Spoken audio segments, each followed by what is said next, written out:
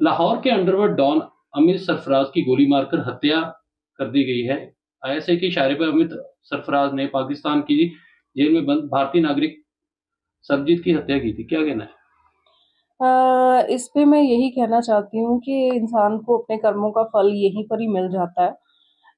जैसे कि इसने एक साजिश के तहत सरकार पाकिस्तान सरकार और आईएसआई के कहने पे मेरे पापा का मर्डर किया था कुछ और लोगों के साथ मिलके जेल में। तो हो सकता है कि इसी सारी चीज़ को छुपाने के लिए कि ये साजिशें जो हम करवाते रहे हैं, ये बाहर ना आ सके, इसका सरकार ने और आईएसआई ने ही मर्डर करवा दिया हो। अ, पाकिस्तान की कोट लखपत जेल में अमीर सरफराज ने सरबजीत की पॉलीथिन से गला घोंटकर और पीट-पीट कर हत्या कर दी थी।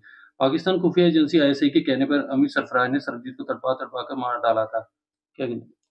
जी, बिल्कुल, ये तो शुरू से ही हम कहते आ रहे हैं कि सरकार के बिना किसी और का काम नहीं है ये कोई क्योंकि पापा का इतना व्यवहार अच्छा था जेल में, बहुत सारे पाकिस्तान के लोग थे पाकिस्तान की जेल में बंद, जिनके लिए पापा इतना सोचते थे, जिसके लिए हमने एक आदमी के बेटे के लिए यहाँ से दवाई भी पापा के कहने पे भेजी थी और उनका सबके साथ ही बहुत प्यार था। लेकिन ये सब कुछ ताकि जग ज़ाहिर ना हो जाए कि एक निर्दोष इंसान को इतने सालों तक इन्होंने अंदर बंद रखा है। ये एक साजिश के तहत इन्होंने ये दिखाया कि पाकिस्तान की जेल के अंदर जो वहाँ पर कैदी बंद हैं, कैदियों की आपसी लड़ाई में ये जो है मर्डर हो सका। लेकिन ये बिल्कुल पॉसिबल नहीं है क्योंकि एक ऐसा इंसान जो सॉलिटरी कन्फाइनमेंट में हो, उसको इतने लोग उसकी सेल में जाके कैसे मार सकते हैं?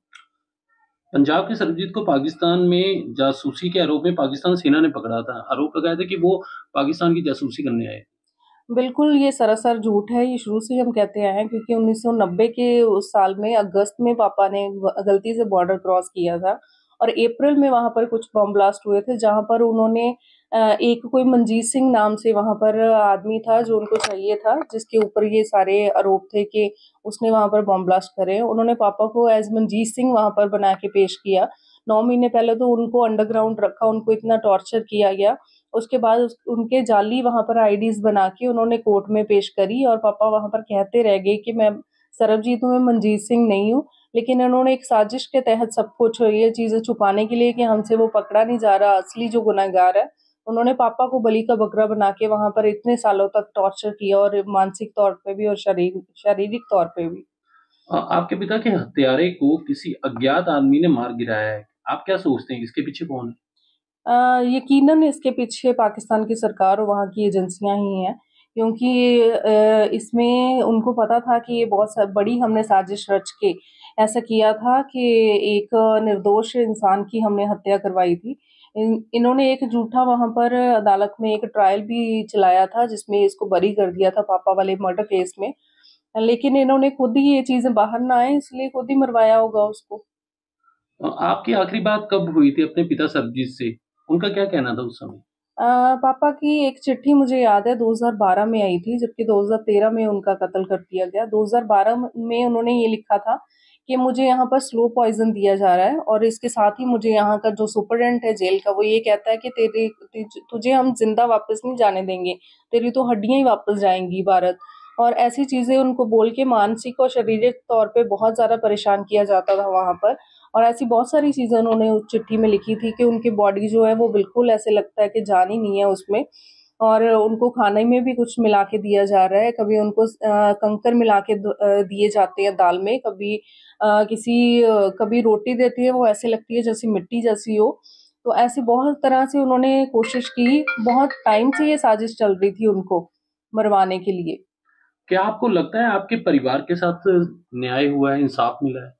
बिल्कुल नहीं, इंसाफ़ वो होता अगर ये पापा को वो उस टाइम पे रिहा कर देते जबकि हमने सब कुछ ये साबित कर दिया था बट तब भी उन्होंने इसलिए रिहा नहीं करा, अंदर ही मर्डर करवा दिया कि दुनिया के सामने उनका असली चेहरा सामने ना आ जाए।